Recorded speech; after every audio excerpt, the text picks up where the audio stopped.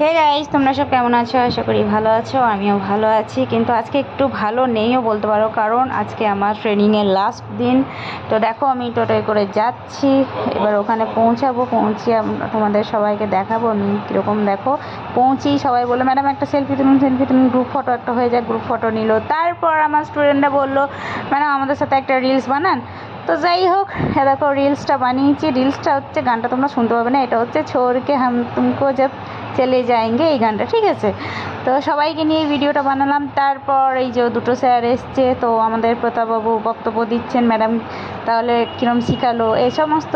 তো বললো ঠিক আছে, পরবর্তীকালে আপনার ম্যাডাম কি যদি ব্রাইডাল হিসেবে চান তো ম্যাডাম কি আনা হবে, এই সমস্ত বলতে বলতেই তো আমিও শুনছিলাম। তো সবাই বললো যে ম্যাডাম কিছু বলুক, তারপর আমিও কিছু বলেছিলাম। যাই হোক, ভিডিওটা আমি দিলাম না একটা কারণে, কারণ আমি না বলতে বলতে খুব হেসে ফেলি, যার জন্য ভিডিওটা তোমাদের সাথে আমি শেয়ার করতে পারলাম না।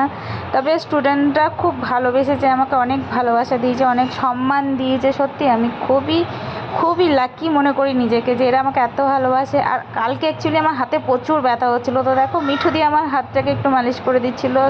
এত ভালোবাসা দেয় না আমাকে এরা, সত্যি খুবই ভালো। দেখো স্যাররা নিজের কাজ করছিল।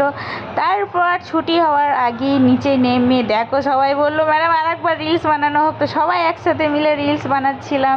তা করতে করতেই আমাদের বাস চলে আসবে, সেটাও মাথায় আছে।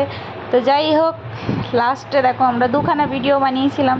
দুখানা ভিডিও বানানো এইটাই হচ্ছে আমার সবথেকে ভালো।